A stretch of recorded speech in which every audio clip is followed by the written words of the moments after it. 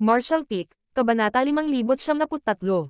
Pagbabalik ni Niean. Sa oras na marating ni Yang Kai at ng Feudal Lord ang lugar na ito, dahan-daang bumukas ang portal ng Sealed World.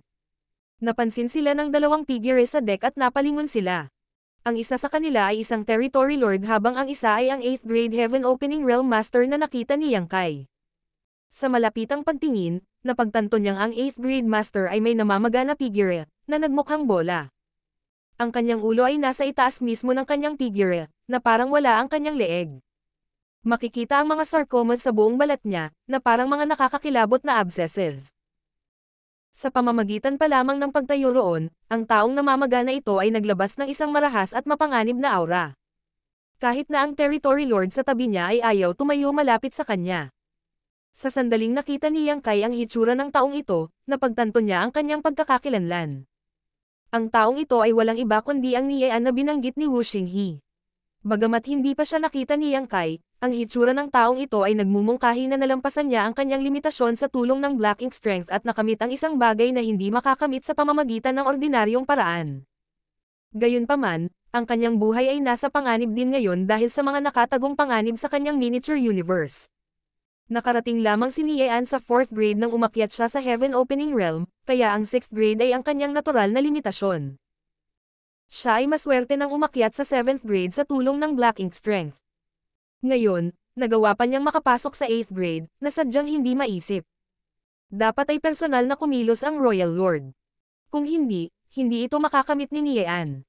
Masasabing si Niean ay nasa isang mapanganib na sitwasyon, dahil nagbigay siya ng pakiramdam na anumang oras ay maaaring sumabog. Gayunpaman, ligtas at maayos pa rin siya.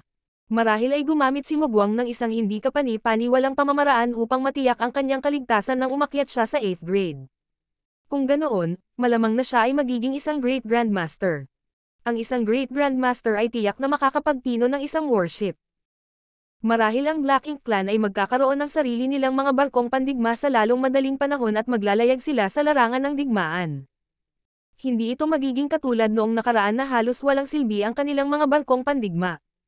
Sa sandaling iyon, naramdaman ni Yang Kai ang pagkaapurahan.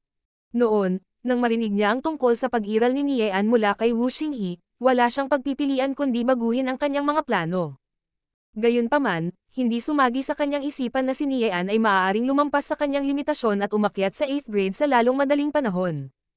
Sa kabutihang palad, natitiyak niya na si Niean ay buhay kahit papaano, at kaya niyang kumilos ng naaayon.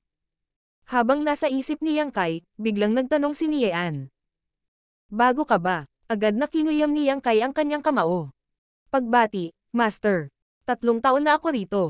Nang marinig iyon, nagtanong si Niean. Ikaw ba ang pinadala dito ni Hiyuan? Oo, walang ideya si Yang Kai kung paano nalaman ng ibang lalaki na siya ang Black Ink disciple ni Hiyuan. Gayunpaman, ipinakita nito na nakuha ni Niean ang mga sensitibong impormasyon na tanging ang pinakamahalagang Black Ink clansmen lang ang nakakaalam. Sa madaling salita, talagang pinahahalagahan siya ng Royal Lord. Nasaan ka? Tanong ni Niean. Si Yang Kai ay matapat na nagulat sa kanya.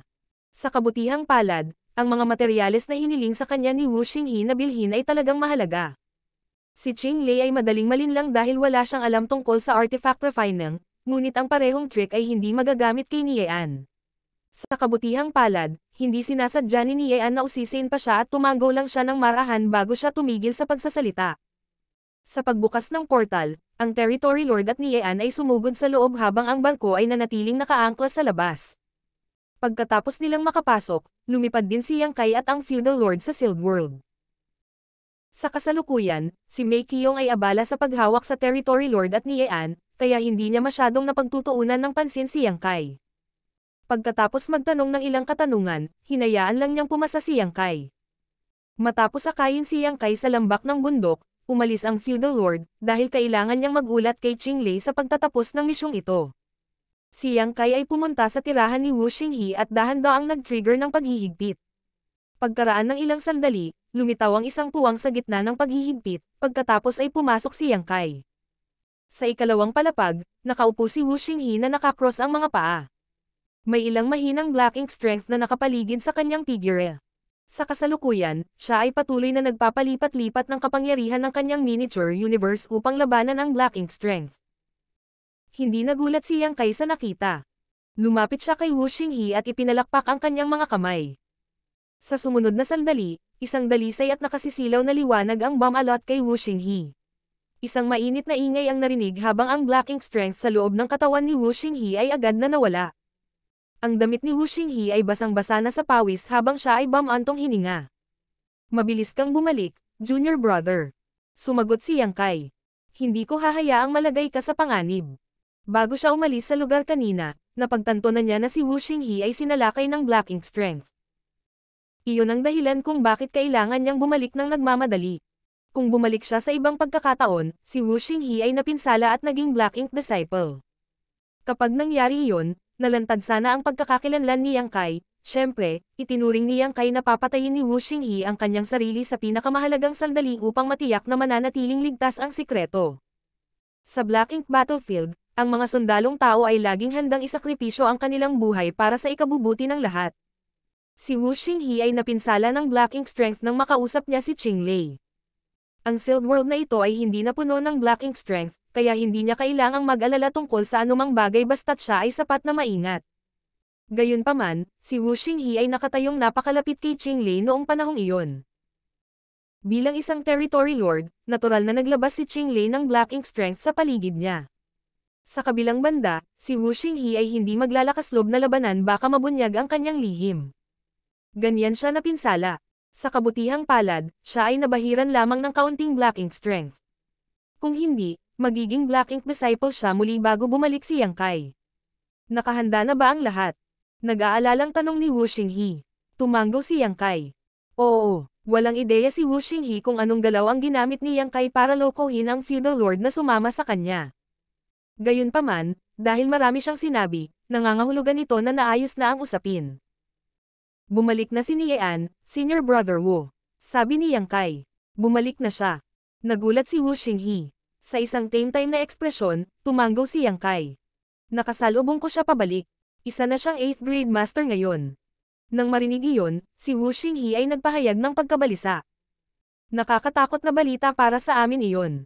Ang inaasahan nila ni Yang Kai ay sumabog at pumanaw si Niean kapag sinusubukang makamit ang pag-akyat upang walang makakatulong sa Black Ink Clan na tapusin ang kanilang worship.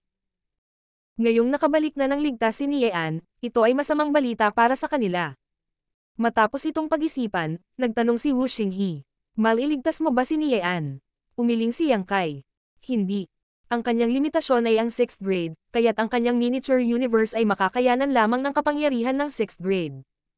Ang dahilan kung bakit siya nabubuhay ngayon ay dahil sa Black Ink Strength.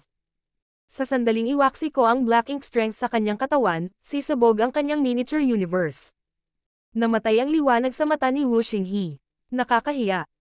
Kung maliligtas si Niean, magandang balita ito para sa mga tao. Pagkatapos ng lahat, bihira ang artifact refine ng Great Grandmasters. Gayunpaman, nilinaw ni Yang Kai na hindi maliligtas si Niean, kaya naman naisip ni Wu Xinghe na ito ay isang kahihiyan. Oo, ito ay talagang isang kahihiyan, ngunit si Niean ay kailangang mamatay. Malungkot na sabi ni Yang Kai. Hanggat napatay si Niean, ang plano ng Black Ink Clan na magtayo ng worship ay matatapos. Marahil ay maaalagaan pa rin nila ang ilang artifact refiner sa malayong hinaharap, ngunit ang mga Black Ink disciples na iyon ay hindi kailanman lalago upang maging Great Grandmaster. Ngayon, ang mga tao mula sa iba't ibang Great Passes ay mayroong Purifying Light, at ang Purifying Black Ink Pills ay matagumpay na nabuo. Sa madaling salita, walang mga human soldiers na muling masasamahan ng Black Ink Strength. Paano dapat pangalagaan ng Black Ink Clan ang mga artifact refiner nang walang anumang bagong Black Ink disciples?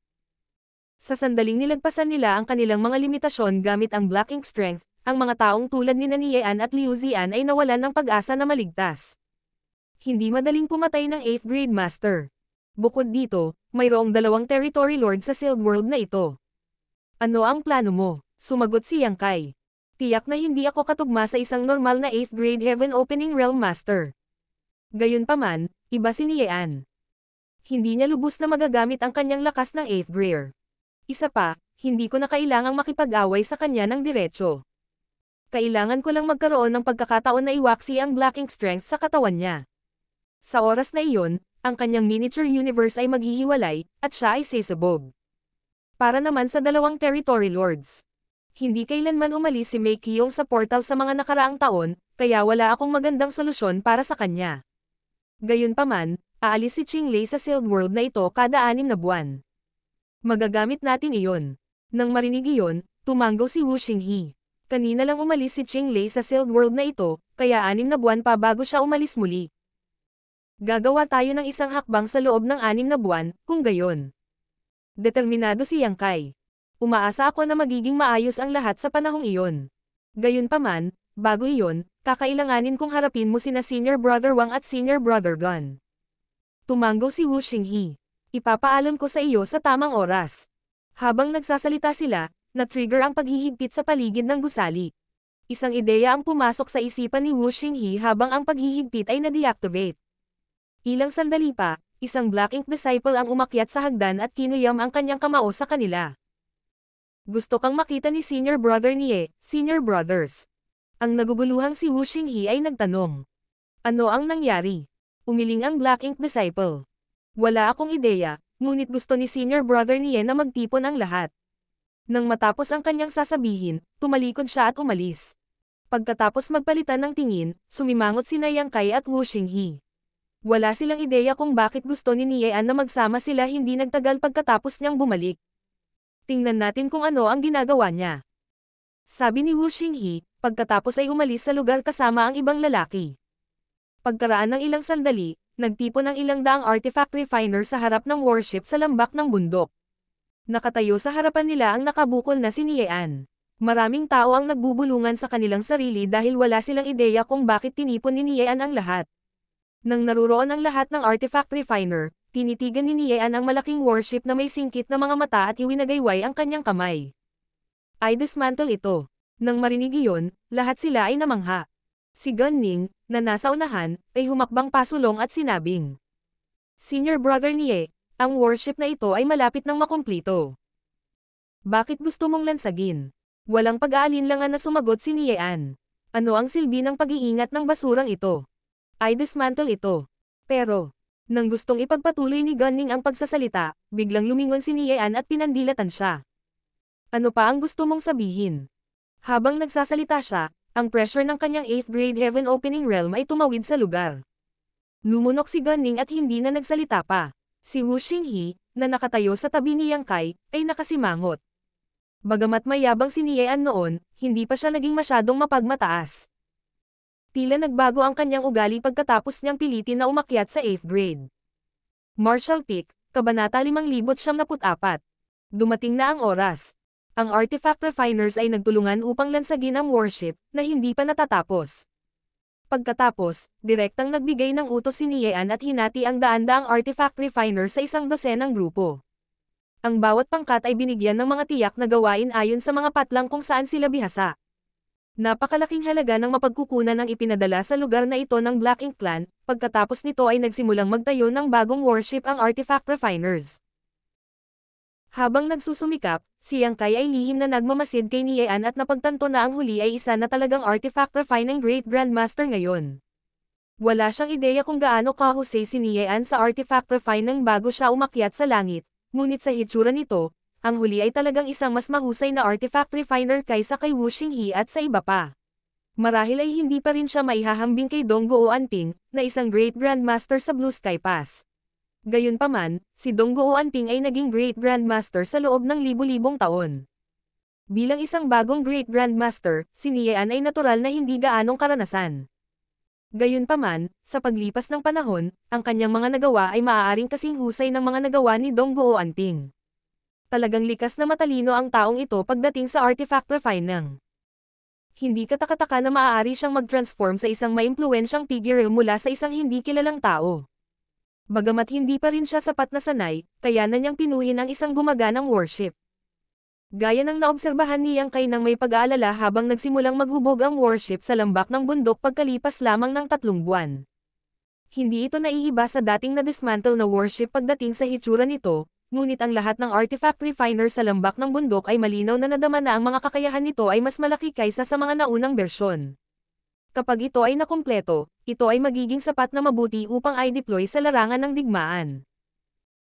Tuwang-tuwa ang artifact refiner sa nalalapit na tagumpay ng proyekto, kaya gumugol sila ng mas mahabang oras sa pakikibahagi sa pagbuo ng warship, na lalong nagpabilis sa proseso ng pagpipino. Nanatili siyang kay bilang katulong ni Wu Xinghe. Sa panahong ito, sa pakikipagtulungan ni Wu Xinghe, nagawa niyang kay na iwaksi ang Black Ink strength sa loob ni Wang Zibo at Gan Ning. Bagamat ginagawa ng tatlong Grandmaster na ito ang lahat ng kanilang makakaya upang maantala ang proseso ng pagperpekto ng warship, kailangan nilang maging maingat upang maiwasang malantad ang kanilang mga sarili. Araw-araw, sa napakaraming mapagkukunan na bumubuhos at daan-daang artifact refiner na masigasig na nagtatrabaho, ang warship ay malapit ng maging perpekto. Mas malapit din ito sa deadline na itinakda niyang kay halos 6 na buwan na ang nakalipas.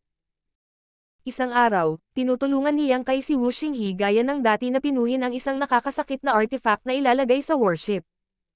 6 na buwan pa lamang ang nakalipas mula nang bumalik si Niean, ngunit sa ilalim ng kanyang pamumuno, ang daan-daang artifact refiner dito ay nagtulungan upang gawing perpekto ang warship. Halos kumpleto na ang barkong pandigma, ngunit may mga depekto pa rin na kailangang ayusin. Tulad ng para sa mga kakayahan ng warship na ito, ang mga artifact refiers na ito ay may sariling mga paghuhusga. Gayunpaman, ang mga iyon ay mapapatunayan lamang sa pamamagitan ng pag-deploy ng warship sa larangan ng digmaan. Sa isang lugar malapit sa warship, nakikipag-chat si Niean kay Qinglei, na responsable sa pagbabantay sa lugar na ito. Si Qinglei ay palaging umiiwas at mayabang sa harap ni Wu Xinghe at ng iba pa, ngunit magalang siya kay Niean. Lubos niyang itinuring siyang kapantay, na nagpakita lamang kung gaano kahalaga si Niean sa Black Ink Clan.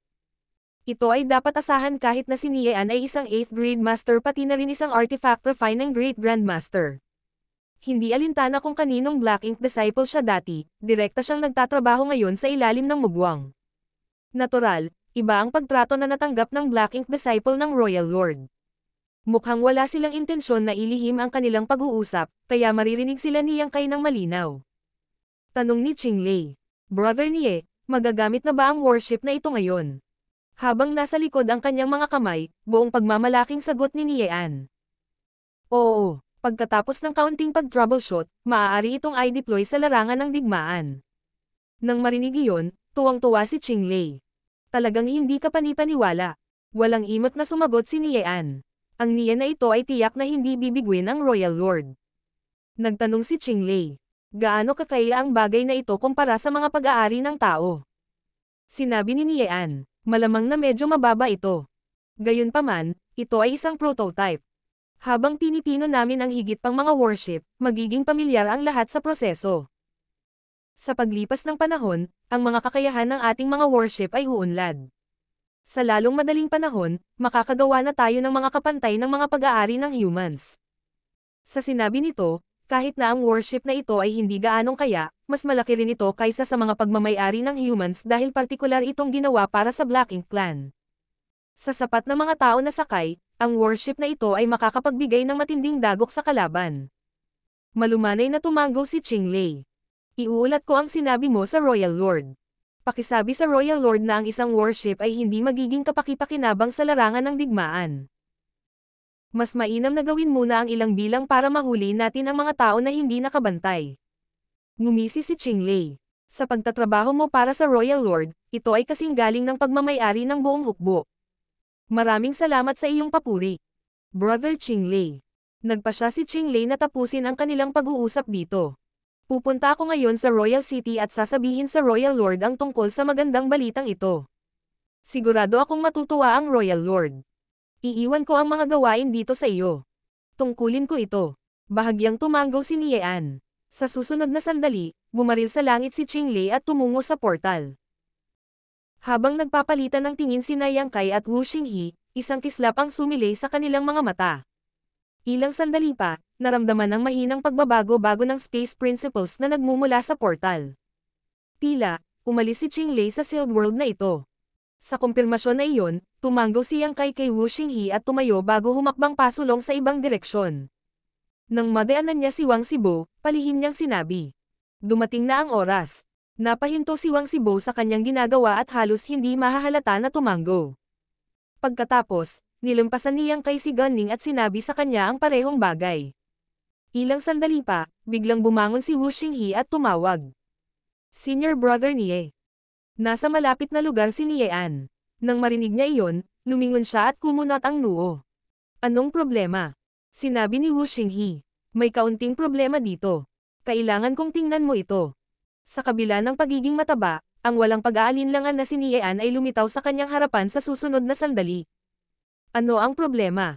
Itinuro ni Wu Xinghe ang nakakasakit na artifact na kanyang pinipino. Mukhang may problema sa artifact na ito. Dapat ko bang pinuhin ang bago?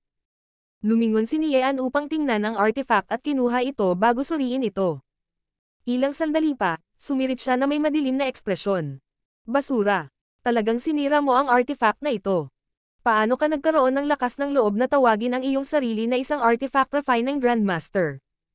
Sa gilid, si Wu Xinghe ay hindi nang ahas na magsabi ng kahit ano, ngunit sa susunod na sandali ay nasulyapan niya si Yang Kai na lumilitaw sa likod ni Niean na parang multo.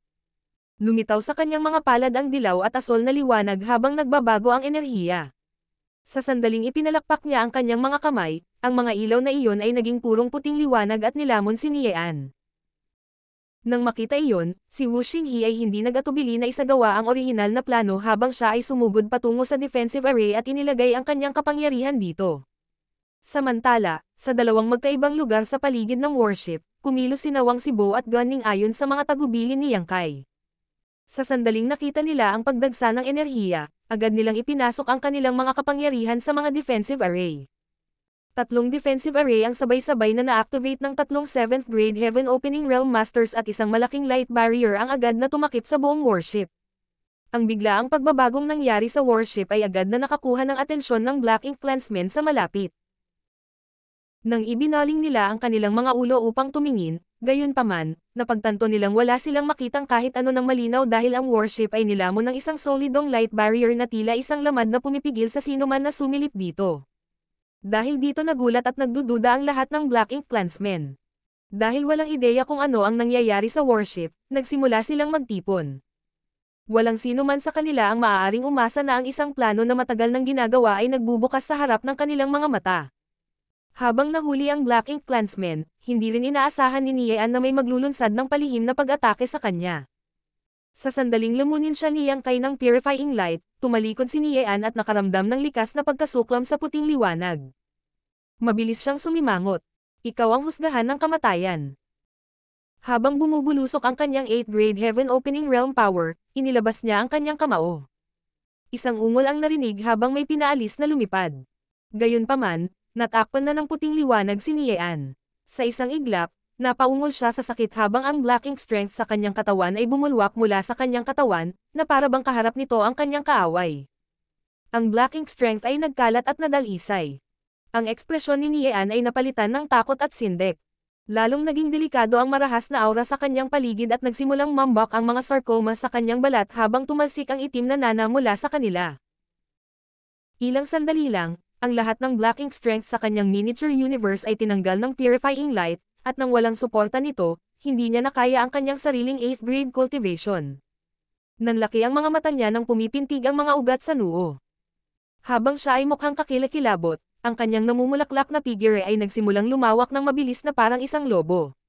Bahagya siyang nanginginig habang iniaabot ang kanyang mga kamay sa pagtatangkang kunin ang isang bagay, ngunit wala siyang magawa sa huli. Kasunod ng isang malakas na boom, sumabog siya at naging hashmeat at dugo. Tulad ng sinabi ni Yang Kai kay Wu Xinghe noon, hindi niya kailangang direktang harapin si Niean para patayin siya. Nakuha ni Niean ang kanyang 8th grade cultivation sa tulong ng Black Ink Strength. Kaya, kung wala ang suporta ng Black Ink Strength, papatayin siya ng sarili niyang cultivation. Hindi na kinailangan pang makipaglaban ni Yang Kai sa kanya. Sa pamamagitan lamang ng pag-activate ng purifying light para mawala ang Black Ink Strength sa kanyang katawan, madali niyang naipadala si Niean. Pagkasabi noon, si Niean ay isa pa ring 8th grade Heaven Opening Realm Master.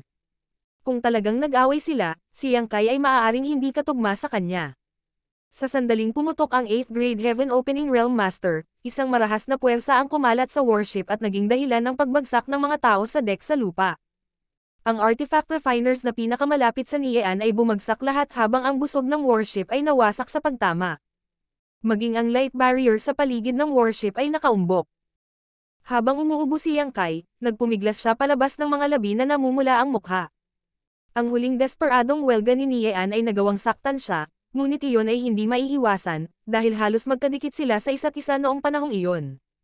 Sa kabila ng pagiging master sa Dao of Space, hindi naiwasan ni Yang Kai ang huling strike ng isang 8th grade master bago siya mamatay. Sa kabutihang palad, ang lahat ay nangyayari ayon sa plano. Dahil patay na si Niean, ang plano ng Black Ink Clan ay matatapos. Maliban sa bagong Great Grandmaster na ito, walang ibang makakatulong sa kanila na bumuo ng mga warship na gagamitin laban sa mga tao. Masasabing natapos ni Yang Kai ang kalahati ng kanyang gawain sa pamamagitan lamang ng pagpatay kay Niean. Hindi man siya makatakas ngayon, mamamatay siya ng walang pagsisisi. Marshall Peak, Kabanata 5075. Mangyaring putulin ang inyong mga paglilinang, Senior Brothers. Sa mahigpit na pagsasalita, ang plano ni Yang Kai ay isang bastos na may maraming mga kadahilanan na hindi niya kontrolado. Halimbawa, hindi siya sigurado kung aalis si Qinglei sa tamang oras. At, paano siya makakatakas mula sa sealed world ng isang territory lord ang nagbabantay sa portal? Kahit na nagawa niyang tumakas mula sa sealed world, paano niya tatakasan ang pagtugis ng Black Ink Clan? Wala siyang panahon para pag-isipan ang lahat ng mga isyong ito, at hindi rin ito kapakipakinabang para sa kanya na gawin ito. Dahil krudo ang plano, nangangahulugan ito na napakaraming variable na hindi niya masagot. Ang tanging magagawa niya ay ang maglunsad ng palihim na pag-atake at patayin si Niean. Sa ilalim ng pamumuno ni Niean, malapit nang makumplito ang warship, at umalis na si Qinglei sa puntong ito. Gaano man kapintes ang plano, kailangan itong maisakatuparan kaagad. Dahil patay na si Niean, ang plano ng Black Ink Clan ay matatapos. Kung maaari bang dalhin ni Yang Kai ang iba pang mga artifact refiner upang tumakas mula sa sealed world na ito, at kung paano niya aalisin ang pagtugis ng Black Ink Clan pagkatapos noon, maaari na lamang niya itong ipaubaya sa langit. Nang makumpirma na patay na si Niean, gamaan ang loob ni Yang Kai. Pagkatapos, baliw niyang hinigop ang kapangyarihan ng yellow at blue crystals sa kanyang miniature universe at inactivate ang purifying light. Mayroong ilang daang artifact refiner sa warship ngayon. Sa nakalipas na 6 na buwan, sa ilalim ng pamumuno ni Niean, ang lahat ay patuloy na gumagawa ng warship, kaya walang sino man ang nagkaroon ng oras upang magpahinga. Lahat sila ay nagtipan-tipon, na nagbigay kay Yang Kai ng pagkakataong harapin silang lahat ng sabay-sabay. Maliban kay Wu Xinghe at sa iba pang 2 Grandmaster, na ang Black Ink Strength ay naalis na kanina, itong daan-daang artifact refiners ay mga Black Ink Disciples pa rin. Upang makatrabaho ang mga Black Ink Disciples na ito, kinailangan munang ibalik ni Yang Kai ang kanilang tunay na ugali. Sa Yang Kai bilang sentro, ang purifying light ay sumabog palabas at hindi nagtagal ay nilamon ang buong warship pati na rin ang lahat ng artifact refiners. Maririnig ang mga ingay na nagmumula sa kung saan-saan habang tumutulo ang Black Ink Strength mula sa mga artifact refiner na ito bago tuluyang nawala sa ilalim ng matinding puting liwanag. Ilang sandali lang, lahat ng artifact refiner ay nanambalik ang kanilang pakiramdam bilang tao. Nagulat sila sa mga pangyayari dahil wala silang ideya sa nangyayari. Sa sinabi nito, naalala pa rin nila ang mga nangyari sa mga nakaraang taon at agad na nakaramdam ng hiya at inis na talagang gumawa sila ng warship para sa Black Ink Clan. Nang walang pag-aaksaya ng oras, mabilis na sinabi ni Wang Zibo at Gan Ning sa kanila kung ano ang nangyayari sa malakas na boses at pinakalma sila. Kasunod ng pansamantalang kaguluhan at pagkalito, sinunod ng mga artifact refiner na ito ang mga tagubilin ni Wang Zibo at Gan Ning habang pinangangasiwaan nila ang mga arrays at inilagay ang kanilang kapangyarihan sa kanila. Sa labas ng warship, ang Black Ink Clansmen ay natarante dahil wala silang ideya kung ano ang nangyayari sa loob ng light barrier. Inakala nila na may nangyaring mali at marami sa mga feudal lords ang sumisigaw ngayon. Ang ilan sa kanila ay nagsimulang umatake sa light barrier upang malaman kung ano ang nangyayari sa loob. Sa sandaling iyon, isang huni na tunog ang narinig habang ang warship ay umangat sa himpapawid. Kasunod nito, ang mga marahas na pag-atake ay binaril mula sa mga armas nito. Marami sa hindi handa na Black Ink Clansmen ang nasugatan o napatay sa paunang pambobomba na ito. Maging ang ilan sa mga feudal lords ay nasugatan ng husto. Bagamat ang pagbabalik ni Niean ay kakilakilabot na balita kay Yang Kai, ang barkong pandigma na itinayo sa ilalim ng kanyang pamumuno ay malaking tulong ngayon. Ang mga kakayahan ng warship na ito ay hindi maihahambing sa mga warship na pag-aari ng humans, ngunit ito ay sapat na upang mai-deploy sa labanan. Bukod dito, sa daan-daang artifact refiner na naroroon, nagawa nilang ilabas ang buong kapangyarihan ng warship. Kung tutusin, sila ang nagtayo nito, kaya sila ang pinakapamilyar sa mga kakayahan nito. Wala nang mas kasiya siya sa mundo kaysa sa paggamit ng warship na ginawa nila para harapin ang Black Ink Clan. Ang mga artifact refiner na ito ay galit na ipinadala ang kanilang world force para ilabas ang kanilang mga hinaing na maging allopiers ng Black Ink Clan. Habang umuungal ang warship sa buhay, ang lahat ng mga nakakasakit na hanay ay ganap na naisaaktibo. Ang pagkonsumo ng enerhiya ay hindi nakakaabala sa mga tao sa barko. Nahaharap sa sunod-sunod na pag-atake na ito, ang nakapalibot na Black Ink Clansmen ay walang pagpipilian kundi tumakas. Ang Black Ink Clansmen ay sasabak paminsan-minsan, ngunit hindi sila maglalakas loob na gamitin ang lahat ng kanilang kapangyarihan, at ang magaan na hadlang sa paligid ng warship ay madaling malabanan ang gayong mainit na pag-atake.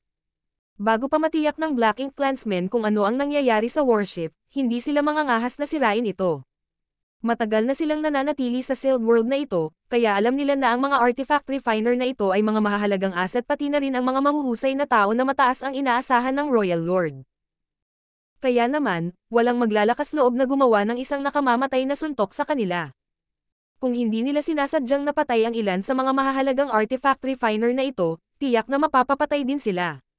Dahil nag-aalala sila tungkol sa aksidenteng pagpatay sa artifact refiner, ang warship ay naging mas hindi mapigilan. Agad na natauhan ang isa sa mga feudal lords at sumigaw. Ipaalam ito kay Master Mei Qiong, ngayon na. Sa katunayan, si Mei Qiong ay nakatingin na sa kanilang direksyon habang nakakaramdam ng gulat at pag-aalinlangan, isang seryosong ekspresyon sa kanyang mukha. Ang mga pagbabago sa enerhiya na nagmumula sa warship ay marahas, at bilang isang territory lord, tiyak na nakita niya ang mga ito. Gayunpaman, inatasan siyang bantayan ang portal, kaya hindi siya makaalis sa gusto niya. Kaya naman, sa kabila ng pag-unawa sa anomalya, hindi niya agad pinuntahan at sinisiyasat ang bagay na iyon. Pagkatapos ng lahat, naramdaman niya ang pagbabago-bago ng enerhiya na nagmumula sa warship noong nakaraan nang ang mga artifact refiner ay nag-eksperimento sa mga nakakasakit at nagtatanggol na artifact nito. Gayunpaman, ang oras na ito ay tila iba. Pagkatapos mag-alinlangan saglit, sinabi ni Mei Qiong sa isa sa kanyang mga nasasakupan. Pumunta ka doon at alamin kung ano ang nangyayari. Nang matanggap ang utos, mabilis na umalis ang feudal lord upang mag-imbestiga. Sa sandaling ito, gumagalaw si Yang Kai sa warship. Bagamat nagtagumpay ang human sa pamamagitan ng paggamit ng kapangyarihan ng warship at gumawa muna ng hakbang, ang Black Ink Clansmen ay malapit nang mag-react ng naaayon. Bagamat wala si Qinglei, hindi madaling harapin si Mei Qiong. Sa sandaling dumating ang Territory Lord, ang mga tao ay hindi makakalaban sa kanya sa kabila ng pagkakaroon ng warship. Pagkatapos ng lahat, ang sisidlan na ito ay hindi kompleto sa simula, at marami sa mga array ay nasira matapos sumabog ang Niean. Kinailangan ni Yang Kai na ilipat ang mga artifact refiner na ito sa loob ng kanyang miniature universe bago napagtanto ni Mei Qiong kung ano ang nangyayari upang magkaroon sila ng mas magandang pagkakataong tumakas. Kung hindi, sa napakaraming tao sa paligid, hindi sila maaaring tumakas. Maliban kay Wu Xinghe at sa dalawang Grandmaster, ang natitira sa 300 o higit pang mga artifact refiner ay nasa ilalim ng 7th grade. Sa makatuwid, madaling maitago sila ni Yang Kai sa loob ng kanyang miniature universe. Saan man siya pumunta, ang mga artifact refiner ay mawawala habang sila ay pinalamanan sa kanyang miniature universe. Kung wala itong mga artifact refiner na nagpapagana nito, mabilis na humihina ang warship. Pagkatapos lamang ng 10 paghinga, tanging si Yang Kai at ang 3 Grandmaster ang naiwan sa warship. Agad na nawala ng lakas ang warship, na ikinagulat ng Black Ink Clansmen sa paligid nito. Mabilis na sumigaw si Yang Kai.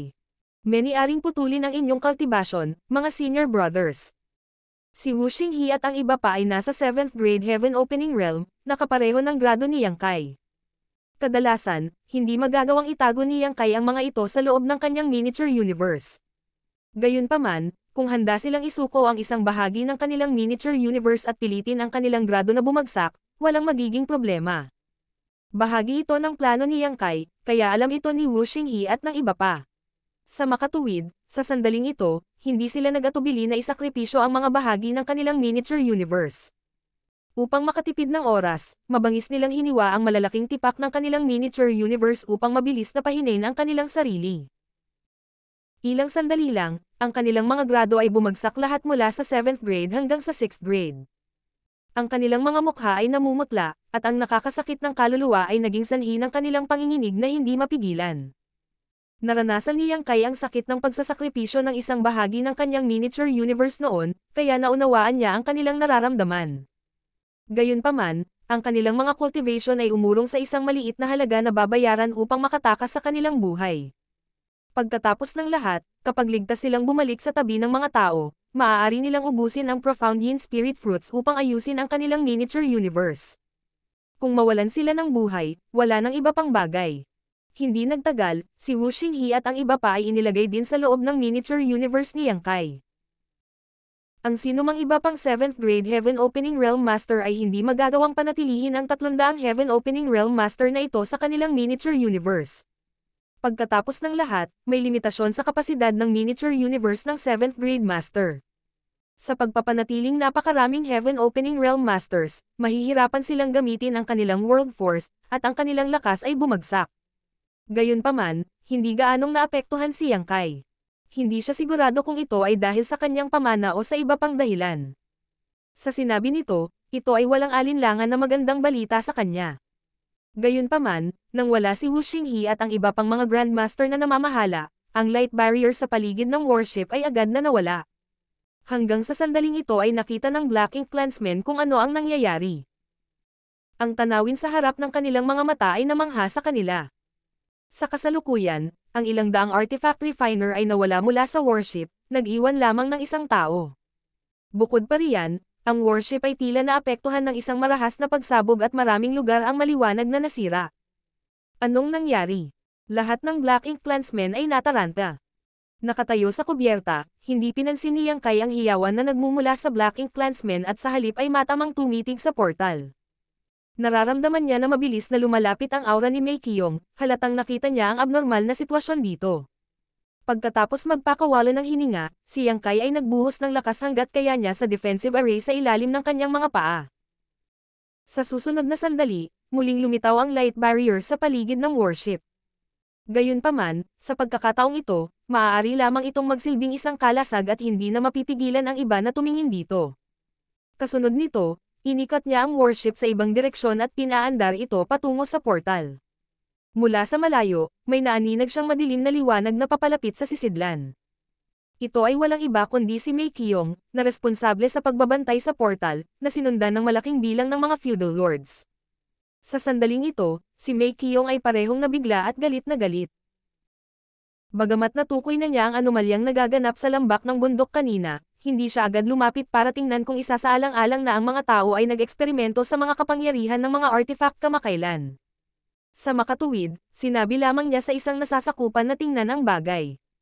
Gayunpaman, namangha siya sa natanggap niyang balita. Sa ilang kadahilanan, nagsimulang salakayin ng warship ang Black Ink Clansmen sa lambak ng bundok at nagdulot ng maraming casualty. Ito ay hindi matitiis.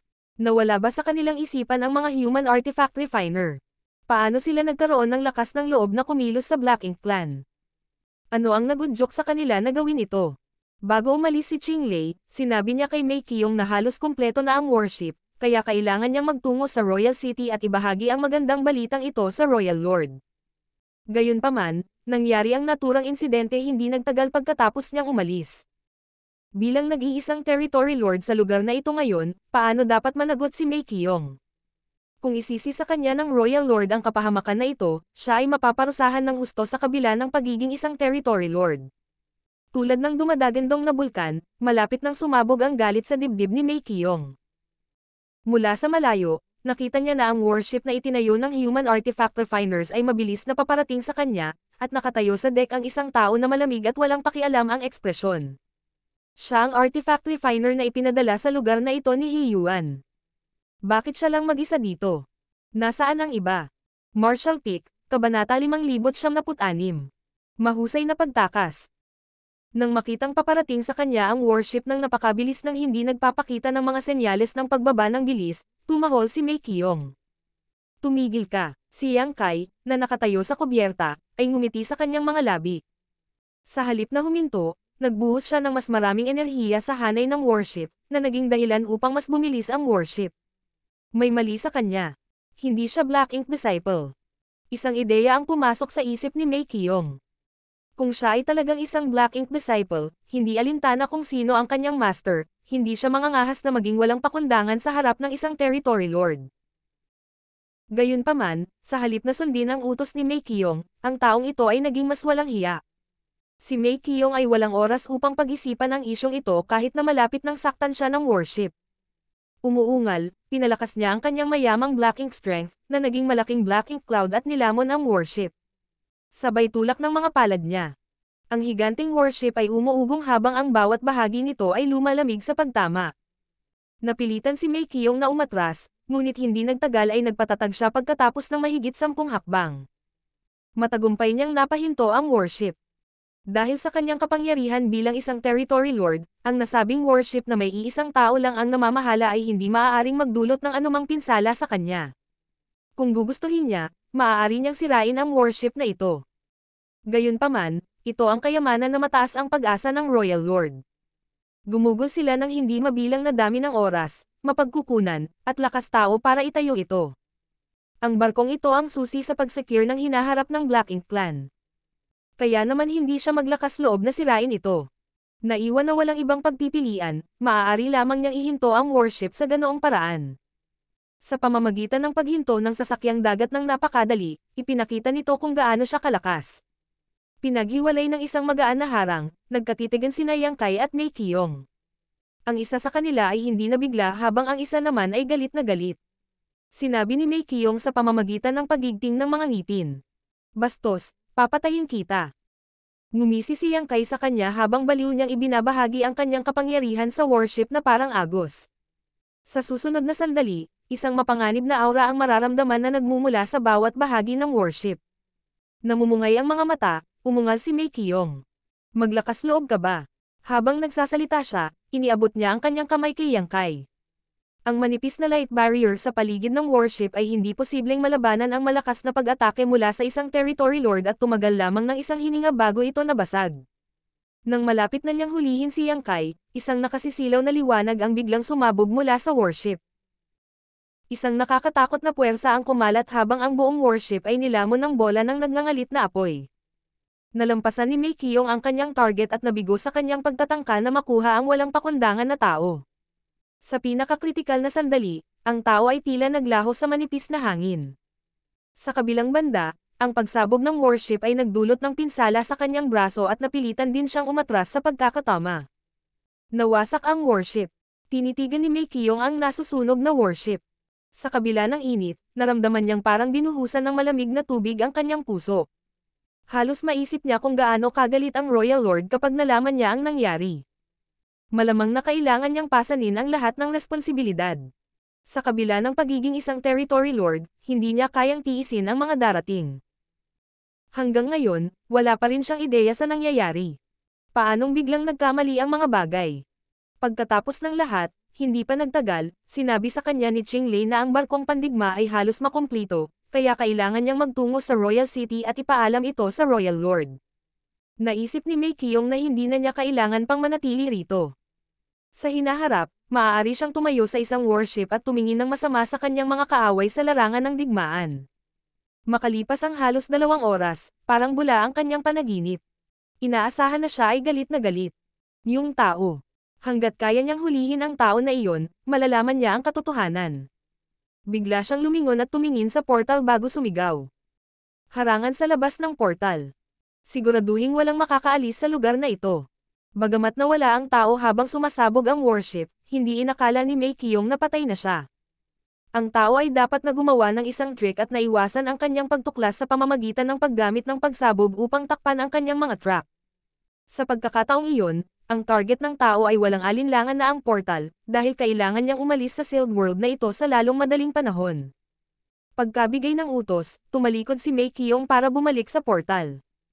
Sa sandaling nagsimula siyang gumalaw, narinig niya ang tunog ng labanan na nagmumula sa portal. Kasunod nito, mabilis na bumukas ang portal sa mid-air. Ang tao na nakatakas mula kay Mei Qiyong ay talagang tumungo sa portal. Sa sandaling nabuksan ang portal, dinaanan niya ito at nawala.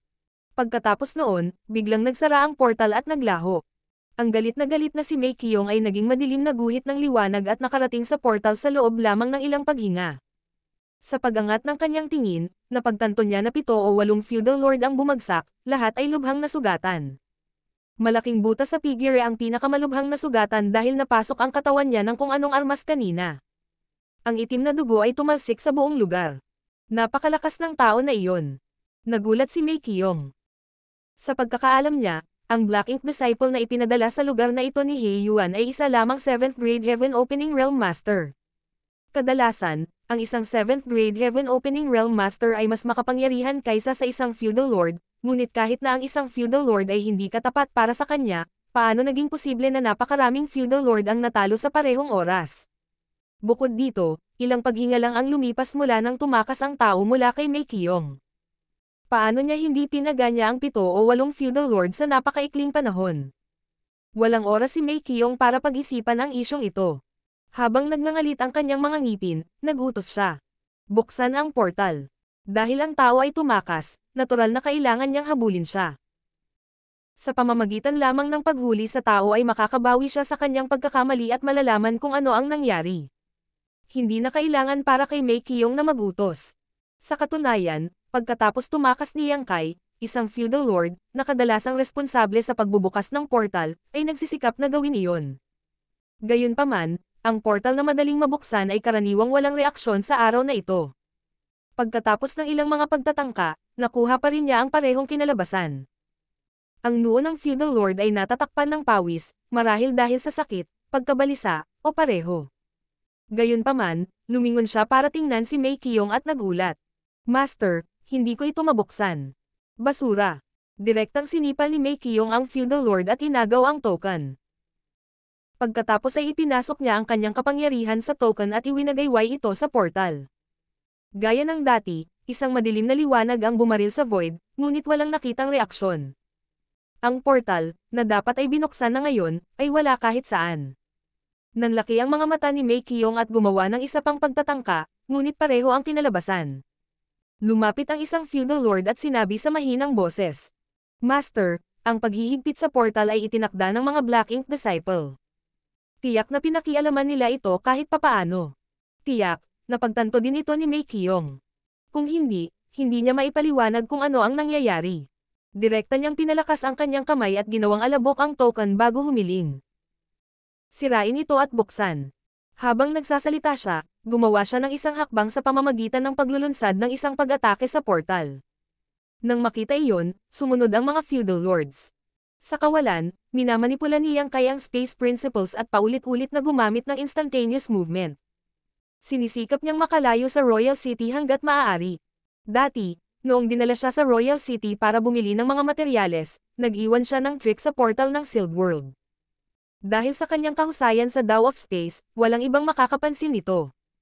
Ngayon na kailangan niyang tumakas mula sa Sealed World na ito, ginawa niya ang trick. Gayunpaman, alam niya na ang maliit na sukat na ito ay hindi makakapidyo kay Mei Qiyong ng matagal. Kinailangan lang ni Mei Qiyong na pilitin na pumasok sa portal, na hindi hihigit sa 1 tasa ng oras ng tsaa. Pagkatapos noon, maraming Black Ink clansmen ang walang humpay na hahabulin siya. Sa makatuwid, mayroon lamang siyang 1 tasa ng oras ng tsaa upang tumakas.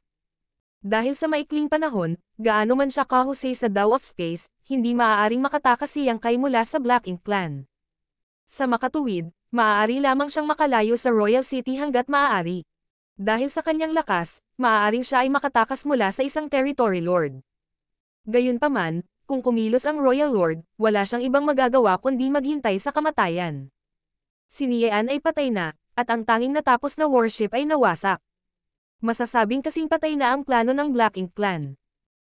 Magiging perpekto ang lahat kung maibabalik ni Yang Kai ang natitirang 300 artifact refiner sa kanyang miniature universe sa panig ng mga tao. Gayunpaman, ang daan sa kanyang harapan ay sementado ng panganib. Hindi siya sigurado kung makakatakas siya. Sa kasalukuyan, magagawa lang niya ang lahat para tumakbo para sa kanyang buhay. Kung magtagumpay siya, magiging maayos ang lahat. Kung siya ay nabigo, mayroon siyang higit sa 300 mga kaibigan na sasamahan siya sa daan patungo sa Yellow Springs, upang hindi siya makaramdam ng kalungkutan. Habang ganap niyang isinaaktibo ang Space Principles, ang kanyang figure ay kumikislap na parang multo. Sa kabutihang palad, si Yang Kai ay hindi nakaranas ng anumang tunay na panganib habang nagnanavigate sa kawalan. Kahit na minsan ay makakatagpo siya ng ilang Black Ink clansmen na patungo sa Royal City, mawawala siya sa kanilang paningin sa susunod na sandali. Marami sa mga Black Ink clansmen ang nag-isip na nakakita sila ng isang ilusyon. Biglang dumating ang isang sandali nang naramdaman ni Yang Kai na tumindig ang lahat ng kanyang balahibo. Tila may pares ng mga mata na namumulat at nakatitig sa kanya mula sa malayong lugar sa likuran niya. Royal Lord Mugwang. Pagkatapos gumawa ng ilang kalkulasyon, napagtanto ni Yang Kai na si Mei Qiyong ay dapat na pumasok sa portal at ipinaalam sa Royal Lord ang tungkol sa nangyari sa Sealed World ngayon. Kahit na mula sa ganoon kalayuan, tumpak pa rin siyang mahanap ng Royal Lord, na ikinagulat ni Yang Kai. Kailangang malaman ng isa na hindi siya tumigil sa paggamit ng instantaneous movement mula noong umalis siya sa Sealed World at sa kasalukuyan, napakalayo niya sa Royal City. Ang mga Royal Lord ay talagang kamangha-mangha, at ang kanilang mga kapangyarihan ay lampas sa imahinasyon ni Yang Kai. Hindi siya sigurado kung talagang mahahanap ni Mugwang ang kanyang eksaktong kinaroroonan, ngunit hindi siya maglakas loob na tumigil sa pagtakas. Gayunpaman, matapos siyang matarget ng titig na iyon, naramdaman niyang may bomb alot sa kanyang figure, na nagparamdam sa kanya ng patuloy na pakiramdam ng kakulangan sa ginhawa at iniwan siyang bahagyang gulong-gulo ang ulo. Halatang dahil ito sa aura ng Royal Lord na nakalok sa kanya. Sa isang tame-time na ekspresyon, nagpatuloy si Yang Kai sa pag-charge ng hindi nababahala tungkol sa kanyang pagkonsumo ng enerhiya. Hindi alintana kung talagang natuklasan ni Mugwang ang kanyang kinaroroonan, mayroon pa rin siyang pagkakataong tumakas. Kung tutusin, malayo pa sa kanya si Mugwang, kaya hindi magiging madali para sa Royal Lord na makahabol. Kalahating araw matapos tumakas si Yang Kai mula sa Sealed World, sa wakas ay nakatagpo siya ng Black Ink Clan Army na nandoon para pigilan siya. Hindi angkop na tawagin silang isang hukbo talaga, dahil ang kanilang sukat ay nagmumungkahi na sila ay isang pribadong puwersa ng Feudal Lord. Mayroon lamang isang maliit na bilang ng mga Feudal Lords, at ang iba ay high-grade at low-grade Black Ink clansmen, na may bilang na halos 300 katao. Ang pribadong puwersang ito ay nasa harap mismo ni Yang Kai, na parang matagal na silang naghihintay sa kanya. Sa sandaling lumitaw ang figure ni Yang Kai, ang Feudal Lord sa harapan ay sumigaw. Siya ang tao na iyon. Kunin mo siya at gagantimpalaan ka ng Royal Lord.